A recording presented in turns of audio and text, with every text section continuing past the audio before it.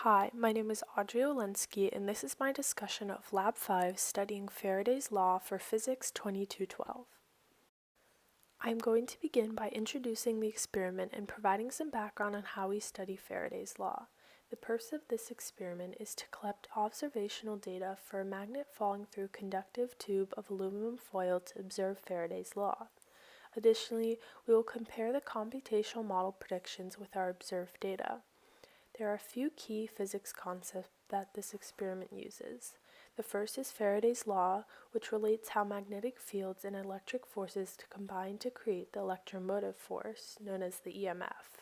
It also utilizes the Biot-Savart law, which describes how a magnetic field is generated from an electric current. We'll also use Newton's second and third laws in the equation shown on the right. Next, I'll explain the setup of this experiment. To begin, I used a roll of aluminum foil and a strong bar magnet. Using the magnetometer app on my phone, I was able to determine the north side of the magnet, which I marked with a small piece of tape. Using my phone camera, I then recorded myself dropping the magnet down the aluminum foil tube, with the north side down first.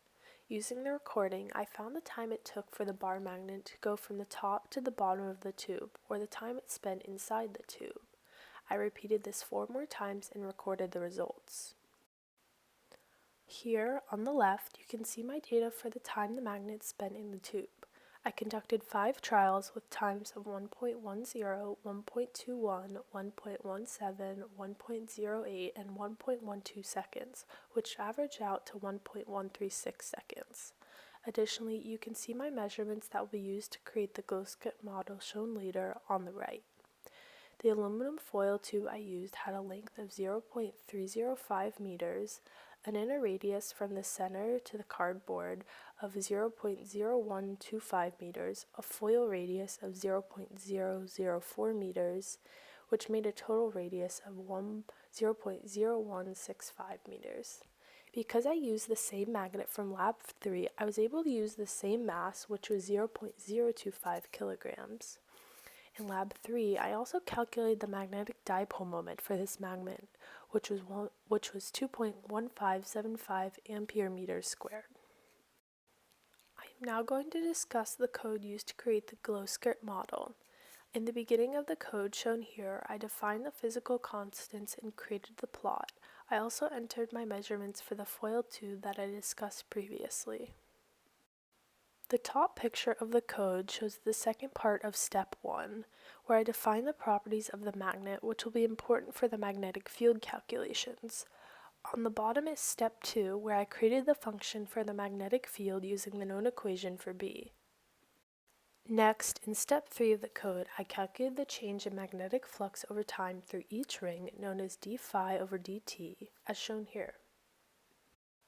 In steps 4, 5, and 6, I calculated the induced current using the equation for flux from before. I also created a function for the magnetic force on each ring.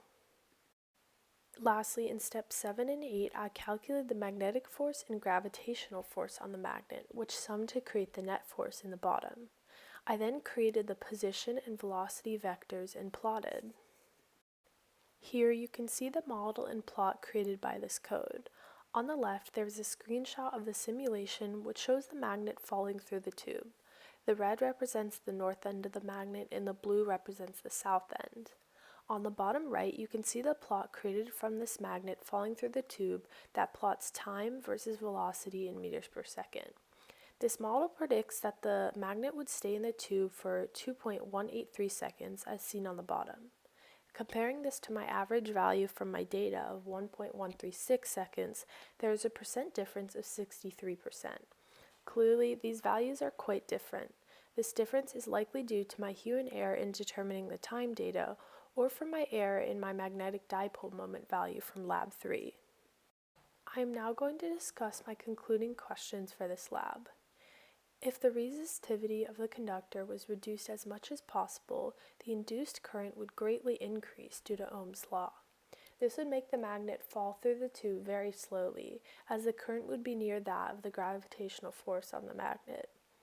If holes or slots were cut in the tube, as asked in question 2, the number of complete rings in the tube would decrease, also causing the induced current to decrease.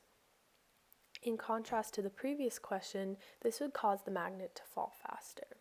This concludes my discussion of Lab 5.